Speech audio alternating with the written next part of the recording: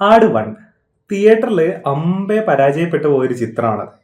അതിന് മുടക്കിയ മുടക്കുമുതൽ പോലും ആ സിനിമയ്ക്ക് അന്ന് തിരിച്ചു കിട്ടിയിട്ടില്ല.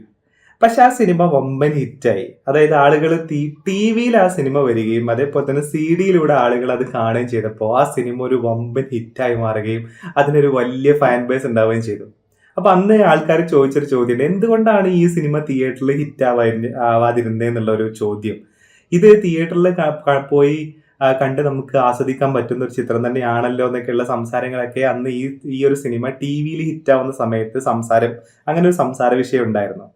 പിന്നീട് ഇതിന്റെ ഒരു ഫാൻ ബേസും എല്ലാം കൂടെ വന്നിട്ടാണ് 2017 ഈ ഒരു സിനിമ ഇതിന്റെ രണ്ടാം ഭാഗം ആടൊരു ഭീകരജീവിയാണെന്ന് പറയുന്ന സിനിമന്റെ രണ്ടാം ഭാഗം വരികയും അത് തിയേറ്ററിൽ ഗംഭീര ഹിറ്റാവുകയും ചെയ്ത ഒരു സ്ഥിതിവിശേഷം നമുക്കറിയാം.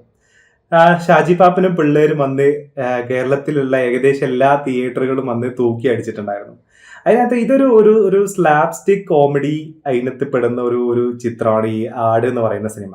അപ്പൊ ആദ്യം ഈ ഒരു സിനിമ റിലീസായ സമയത്ത് ആളുകൾക്ക് അത്രയും ദഹിച്ചിരുന്നില്ല ഈ ഒരു പടം. അത് എന്തുകൊണ്ടാണെന്നുള്ളത് പിന്നീട് ഈ ഒരു സിനിമ കണ്ട എനിക്കും തോന്നിയിട്ടുണ്ട്, എന്തുകൊണ്ടാണ് ഈ സിനിമ അന്ന് ഇങ്ങനെ ശ്രദ്ധിക്കപ്പെടാണ്ട് പോയത് എന്നുള്ളത്. അതിലുപരി ഇതിന്റെ സംവിധായകനെ കുറിച്ചാണ് നമ്മൾ പറയേണ്ടത്. അതായത് ഡിഫറെന്റ് ആയിട്ടുള്ള രണ്ട് ജോൺറകളിൽ സിനിമ തുടർച്ചയായിട്ട് ചെയ്യുന്ന ഒരു സംവിധായകനാണ് ഇദ്ദേഹം, മിഥുൻ മാനുവൽ തോമസ്. അപ്പൊ മിഥുൻ മാനുവൽ തോമസിന്റെ ആദ്യത്തെ ചിത്രമായിരുന്നു ആട് വണ്ണ്. അതിനുശേഷമാണ് അദ്ദേഹം പിന്നീട് എന്താ പറയാ ആട് ടു ചെയ്യുന്നതും അതേപോലെ തന്നെ അഞ്ചാം പാതിരയൊക്കെ പോലെയുള്ള കുറച്ച് ഈ ഇൻവെസ്റ്റിഗേറ്റീവ് ത്രില്ലർ സിനിമകളിലേക്കൊക്കെ കയറുന്നത്.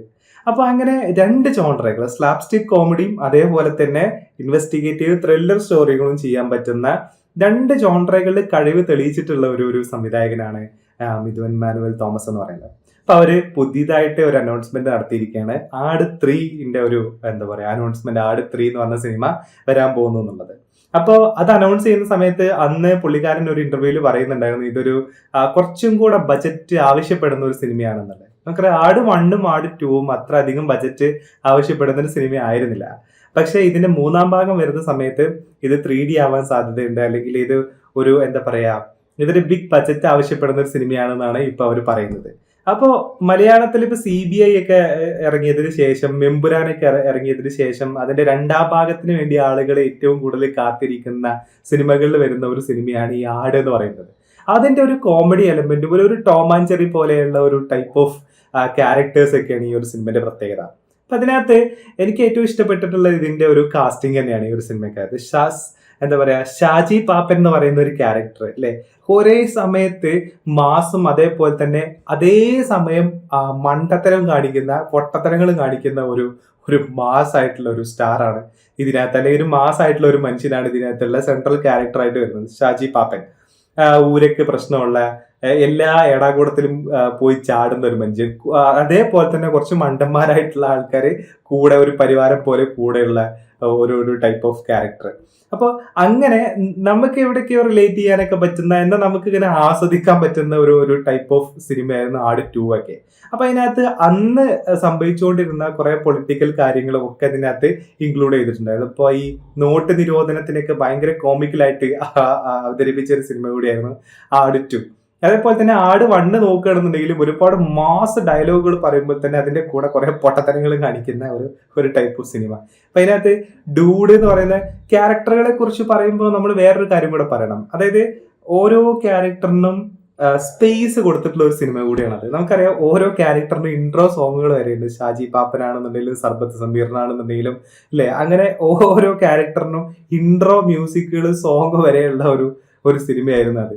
അതെല്ലാം തന്നെ പല വിധത്തിൽ ആഘോഷിക്കപ്പെടുകയും പിന്നീട് ട്രോളുകളിലും അതേപോലെ തന്നെ പല സ്ഥലങ്ങളിലും പിന്നീട് ഉപയോഗിക്കപ്പെടുകയും ചെയ്തിട്ടുണ്ട് ഈ എന്താ പറയാ ക്യാരക്ടേഴ്സിന് കൊടുത്തിട്ടുള്ള ഇൻട്രോ സോങ് എന്ന് പറയുന്നത്.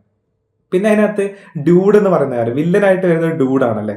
ഡൂഡ് ആട് 1 പറയുന്ന ഒരു ഡയലോഗ് ഉണ്ട്. എന്താണ്, യു ബ്ലഡി ഗ്രാമവാസി സോമന്റെ ഇരുന്ന് അടിച്ചു പറ്റിയ സാധനം തിരിത്തട പട്ടികളെ എന്ന് പറയുന്ന ഒരു ടൈപ്പ് ഓഫ് സാധനം. അതായത് നമ്മുടെ നാട്ടിൽ നിന്ന് കൊച്ചിന്ന് സിംഗപ്പൂര് പോയിട്ട് ഡോൺ ആയിട്ടുള്ള ഒരു മനുഷ്യൻ. അപ്പോൾ എങ്ങനെയായാലും നമ്മുടെ നാട്ടിൽ നമ്മൾ ആ കാലത്ത് ജീവിച്ചിരുന്ന നമ്മുടെ ഒരു ട്രൈറ്റ് എന്തായാലും ഒരു കാര്യം നമ്മുടെ ഉള്ളിൽ ഉണ്ടാവും. അത് നമ്മൾ വളരെ വികാരഭരിതമായിട്ട് സംസാരിക്കുന്ന സമയത്തൊക്കെ ഉണ്ടാവും. അപ്പൊ ആ രീതിയിൽ ചില ഒക്കേഷൻസിലൊക്കെ സംസാരിക്കുന്ന വില്ലൻ അല്ലെ, അടി കിട്ടുന്ന സമയത്ത് അമ്മേ അമ്മേ എന്നൊക്കെ വിളിച്ചിട്ട് പറയുന്ന ഡ്യൂഡ്, അങ്ങനെ ഭയങ്കര രസകരമായിട്ട് പോകുന്ന ഒരു റോഡ് മൂവി പോലെയുള്ള ഒരു സിനിമ കൂടിയായിരുന്നു ആട് വണ്ണും അതേപോലെ തന്നെ ആട് ടൂവും. ആ ഒരു പൊളിഞ്ഞ ഒരു മാറ്റഡോർ വണ്ടി, ആ വണ്ടിയിൽ അവർ ഈ വടംവലിക്ക് പോകുന്ന കുറെ സീനുകളും ഫുൾ ചേസിങ്ങും ഒക്കെ ആയിരുന്നു ഇതിനകത്ത് ഉണ്ടായിരുന്നത് എന്നുള്ളതാണ് അല്ലെ. ഇപ്പൊ മറ്റേ എന്താ പറയാ ഇരുമ്പ് അബ്ദുള്ള തന്നെയാണ് തോന്നുന്ന ക്യാരക്ടർ ആ ആംബുലൻസിൽ പോകുന്ന സമയത്ത് ആ ആംബുലൻസിൽ ഒന്ന് തള്ളിയിട്ടിട്ട് വരുന്ന സീനും, അതേപോലെ തന്നെ ഡൂഡിനെ ഇവര് പോകുന്ന ആംബുലൻസ് കയറ്റും. എന്നിട്ട് പറയുന്ന ഒരു സാധനമുണ്ട്, ഇങ്ങനെ നോക്കുന്ന സമയത്ത് തരൂല മാണ്ട മാണ്ടേ എന്നൊക്കെ ചോദിക്കുന്ന ഒരു സാധനമുണ്ട്. ഇതൊക്കെ ഭയങ്കര കോമഡി ആയിരുന്നു ആ ഒരു സിനിമ കാണുന്നത്. അപ്പോൾ അതിനെ അപ്പുറത്തേക്ക് കവച്ച് വെച്ചിട്ട് എന്തൊക്കെയാണ് ഈ ആട് 3 എന്ന് പറയുന്ന സിനിമക്കകത്ത് വരുന്നത്, എങ്ങനെയാണ് സാജി പാപ്പന്റെ മാസ് അതിനകത്ത് കാണിക്കുന്നത് ഇല്ലേ. ഒരു അറ്റയറിൽ പോലും ഒരു എന്താ പറയാ ഒരു ചേഞ്ച് കൊണ്ടുവന്നിട്ടുണ്ടായിരുന്ന ഒരു സിനിമയാണ് ഈ ആട് 2 എന്ന് പറയുന്നത് അല്ലേ. മുണ്ടിങ്ങനെ സാധാ രീതിയിൽ അയച്ചിട്ട് നിൽക്കുമ്പോൾ ബ്ലാക്കും, അത് പുള്ളിക്കാരൻ ഇങ്ങനെ മാസ് കാണിക്കാൻ വേണ്ടിയിട്ട് ഇങ്ങനെ മടക്കി കുത്തുന്ന സമയത്ത് അത് റെഡ് കളർ ആവുകയൊക്കെ ചെയ്യുന്ന തരത്തിൽ ഒരു അന്ന് അതൊരു ട്രെൻഡും ആയിരുന്നു അത്തരം മുണ്ടുകളൊക്കെ. അപ്പൊ ഒരു ട്രെൻഡ് സെറ്റ് ചെയ്തിട്ടുള്ള ഒരു സിനിമ കൂടിയായിരുന്നു ഈ ആട് 2 എന്ന് പറയുന്നത്. അപ്പൊ അത്രത്തോളം ഫാൻ ബേസ് ഉള്ള ഒരു ക്യാരക്ടറാണ് ഷാജി പാപ്പൻ. ഷാജി പാപ്പനും പിള്ളേരും മാസ് ആണെന്നൊക്കെ പറയുന്ന അത്തരത്തിലുള്ള ഡയലോഗ്സ് ഒക്കെ നമുക്കറിയാം, നമ്മൾ പല ഒക്കേഷൻസിലും യൂസ് ചെയ്യുന്നുണ്ട് ഈ ഒരു സിനിമയ്ക്ക് ശേഷം. അപ്പൊ അത്രത്തോളം എക്സ്പെക്ടേഷൻ ഉള്ള ഒരു സിനിമയാണിത്. അപ്പൊ അതിന്റെ 3ാം ഭാഗം ഇപ്പോൾ അനൗൺസ് ചെയ്തിരിക്കുകയാണ്. നമുക്കറിയാം ഒരുപാട് സിനിമകൾ ഇപ്പോ ഇൻ ഹരിയാർ നഗർ പോലുള്ള സിനിമകളാണെന്നുണ്ടെങ്കിലും മലയാളത്തിൽ ഏറ്റവും കൂടുതൽ വീണ്ടും ഇങ്ങനെ സീക്വൽ ആയിട്ട് വന്നിട്ടുള്ള സിനിമകളിൽ ഒന്നാണ് CBI എന്ന് പറയുന്ന സിനിമ. അപ്പൊ ആ ഗണത്തിലേക്കൊക്കെ കൂട്ടാൻ പറ്റുന്ന ഒരു സിനിമയാണോ ഇത് എന്നുള്ളൊക്കെ എക്സ്പെക്ടേഷൻസ് ഉണ്ട്. ഇപ്പൊ എല്ലാരെ പോലെയും ആട് 3 എന്ന് പറയുന്ന സിനിമയെ ഞാനും വളരെയധികം എക്സ്പെക്ട് ചെയ്യുന്നുണ്ട്. അതിന്റെ ഒരു കോമഡി തന്നെയാണ്. തിയേറ്ററിൽ പോവാ നമ്മൾ ഒന്നും പ്രതീക്ഷിക്കുന്നില്ല, വെറുതെ കാട്ടിക്കൂട്ടലുകളായിരിക്കും മിക്കവാറും അതിനകത്ത്. പല അബദ്ധങ്ങളിലും പോയി ചാടുന്നതും അങ്ങനെയൊക്കെ ആയിരിക്കും. ഇതിന്റെ ആട് 1ഉം ആട് 2 അങ്ങനെയാണ്. അപ്പൊ ഒരു എക്സ്പെക്ടേഷനും ഇല്ലാണ്ട് നമുക്ക് തിയേറ്ററിൽ പോയി കാണാൻ പറ്റുന്ന സിനിമകളായിരുന്നു ആട് 1ഉം ആട് 2ഉം, എസ്പെഷ്യലി ആട് 2. അപ്പം അതുപോലത്തെ ഒരു സിനിമയാണ് ഇതും എന്ന് പ്രതീക്ഷിക്കുന്നു. അപ്പോൾ ആട് 3ന്റെ അനൗൺസ്മെന്റ് നടത്തിയിരിക്കുകയാണ് അവര്. അപ്പൊ അവര് 3 പേരും ഒരു ബ്ലാക്ക് ഡ്രസ്സ് ഇട്ടിട്ട് ആ ആടിനെ ഇങ്ങനെ തലയിൽ കൂടെ ഇങ്ങനെ കഴുത്തിലൂടെ ഇങ്ങനെ ആടിനെ പിടിച്ചു നിൽക്കുന്ന ഫോട്ടോ ആണ് അവര് എന്താ പറയാ റിലീസ് ചെയ്തിട്ടുള്ളത്. സാജി പാപ്പനും പിള്ളേരും വരാൻ എന്നൊക്കെ പറഞ്ഞിട്ടുള്ള കുറച്ച് ടാഗും എല്ലാം കൊടുത്തിട്ട് അവർ റിലീസ് ചെയ്തിരിക്കുന്നത്. അപ്പോൾ ഒഫീഷ്യലി അത് കൺഫേം ആണ് ആട് 3 വരുന്നു എന്നുള്ളത്. അപ്പൊ എല്ലാരെ പോലെ ഞാനും എക്സ്പെക്ട് ചെയ്യുന്നു ഇതൊരു ഹിലേരിയസ് കോമഡി ഉള്ള ഒരു സിനിമയാവുമെന്ന്.